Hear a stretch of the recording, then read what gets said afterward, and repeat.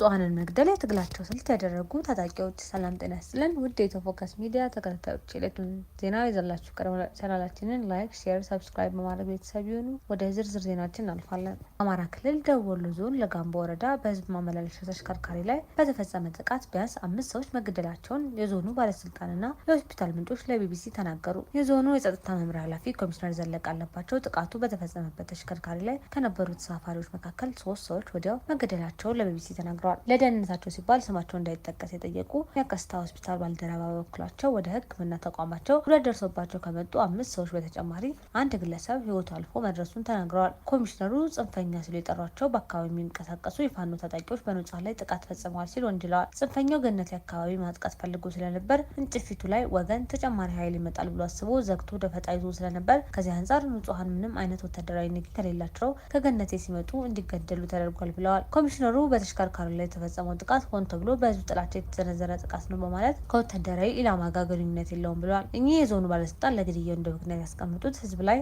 ያለ ጥላቻ ነው ካሉ በኋላ በሁለተኛነት የአካባቢውን ማህበረሰብ ለማሸበር አስበው የሰሩት ስራ ነው ሲሉ ለቢቢሲ ተናግረዋል። ጥቃቱ ረቡዕ ጠዋት 1 ሰዓት ተኩል እስከ 2 ሰዓት ባለው ጊዜ ውስጥ መፈጸሙን የሚናገሩት የዞኑ የጸጥታ ኃላፊ ተሳፋሪዎቹ ከገነቴ ወደ ቀስታ በሚኒባስ ተሳፍረው የሚሄዱ ሰላማዊ ሰዎች መሆናቸውንም አብራርተዋል። ተሳፋሪዎቹን የጫነው ሚኒባስ እየሄደ ባለበት ወቅት ተኩስ እንደተከፈተበት የሚናገሩት ኮሚሽነሩ 3 ሰዎች ወዲያው ህይወታቸው ሲያልፍ 5 ደግሞ ጉዳት ደርሶባቸው ወደ ሆስፒታል ገብተዋል ብለዋል። ለሕክምና ከተወሰዱ ሰዎች መካከል ተጨማሪ 2 ሰዎች ህይወታቸው ያለፈ በመሆኑ በጥቃቱ የገደሉ ሰዎች ቁጥር 5 ደርሷል። የሞቱት እንዲሁም የተጎዱት ግለሰቦች በጥይት መመታታቸውን የገለጹት ኮሚሽነሩ የአካባቢው ጸጥታ ኃይሎች በስፍራው ሲደርሱ ጥቃት ፈጻሚዎቹ ሸሽተው መሄዳቸውን ተናግረዋል። ጥቃቱ ገነቴ አካባቢ 12 ሰዓት ላይ የአማራ ጸጥተኛ ኃይሎች ተኩስ ከፍተው ስለነበር ድጋፍ እንዳይመጣ ለማድረግ ማንኛውም መኪና በአካባቢው እንዳያልፍና የህዝብ እንቅስቃሴ ለማገድ የተፈጸመ ነው ሲሉ አብራርተዋል። ከዚያ በኋላ ስንዋጋቸው ሸሽተው ሄደዋል ያሉት ኮሚሽነሩ መንገዱ አሁን ለእንቅስቃሴ ክፍት መሆኑን ተናግረዋል። በጥቃቱ ጉዳት የደረሰባቸው በአቃስታ ሆስፒታል ሕክምና እንደተደረገላቸውና አንድ ተጎጂ አሁንም የሕክምና ክትትል እየተደረገለት መሆኑን ስማቸው እንዳይጠቀስ የጠየቁ የሆስፒታል ምንጭ ተናግረዋል።